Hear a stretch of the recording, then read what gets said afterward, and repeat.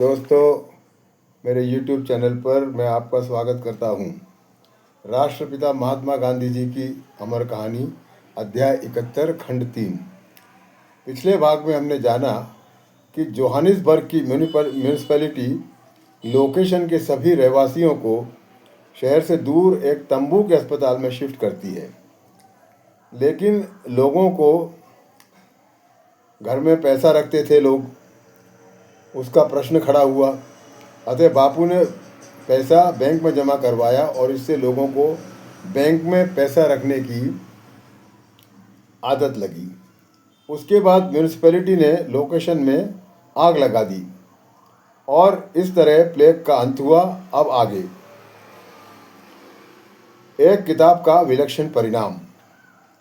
बापू लिखते हैं, प्लेग के कारण हिंदी लोगों पर मेरा प्रभाव, मेरा व्यवसाय बढ़ा और मेरी जवाबदारी भी बढ़ी।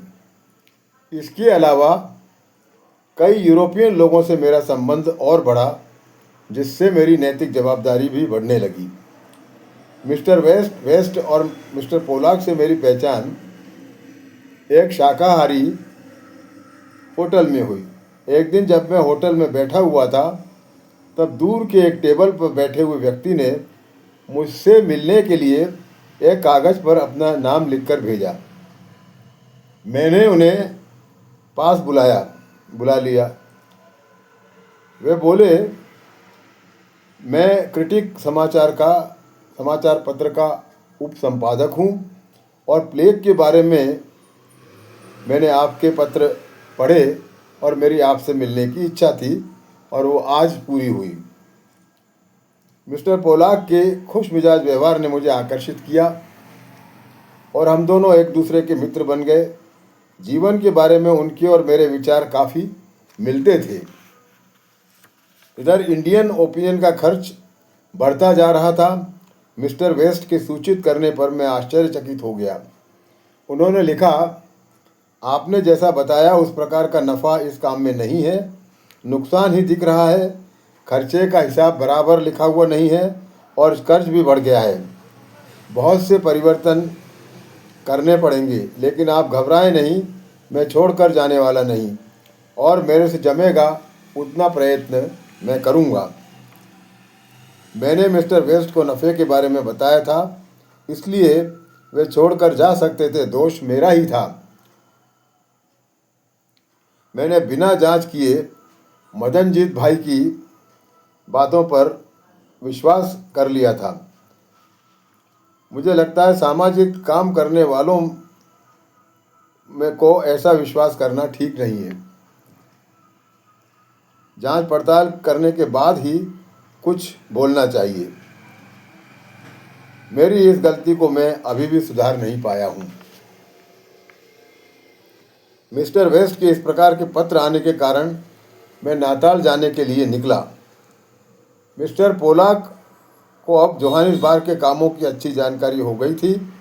वे मुझे छोड़ने स्टेशन पर आए और बोले, ये किताब पढ़ने लायक है, यात्रा में काफ़ी समय लगेगा। जोहानिसबर्ग से नाताल की यात्रा में 24 घंटे लगते थे। ऐसा कहकर जॉन रस्किन की अनटू दिस लास्ट किताब उन्होंने मुझे दी और वो बोले, आप इसे पढ़िए। इस किताब ने मुझे इतना प्रभावित किया कि मैं इसे छोड़ ही नहीं पाया और पूरी पढ़ ली मैंने। शाम को मैं डरबन पहुंचा, लेकिन किताब में लिखे विचार मेरे मन में घूमते रहे। मैं रात को सो नहीं पाया और किताब में लिखे विचारों को अमल में लाने का निश्चय किया। इसके पहले मैंने रस्किन की कोई भी किताब नहीं पढ़ी थी। वास्तव में विद्यार्थी जीवन में पाठ्यक्रम की पुस्तकों के अलावा मैंने कोई किताब नहीं पढ़ी थी और कर्मभूमि के आने के बाद समयाभाव के कारण पढ़ नहीं सका। अतः मैं कह सकता हूँ कि वाचन के मामले में मेरा ज्ञान टुटपुंजा था, लेकिन फिर भी मैंने जो थोड़ी बहुत किताबें पढ़ी उनको अच्छी तरह से पचाया भी है और उनमें ही यह एक पुस्तक है जिसका अनुवाद भी मैंने सर्वोदय के नाम से प्रकाशित किया है।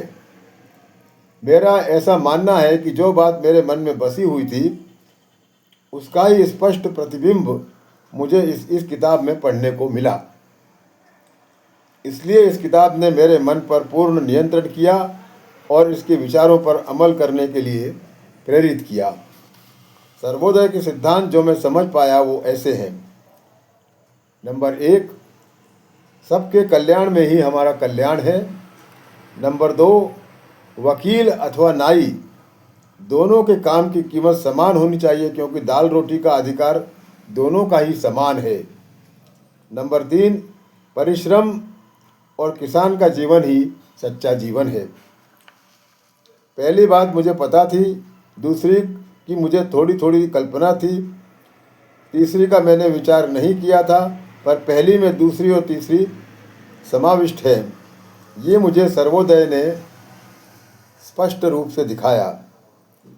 मेरे मन पर प्रभाव हुआ और इन विचारों पर अमल करने के प्रयत्नों में मैं लग गया और यहीं पर यह अध्याय समाप्त होता है। अब आगे के अध्याय में आपका बहुत बहुत धन्यवाद।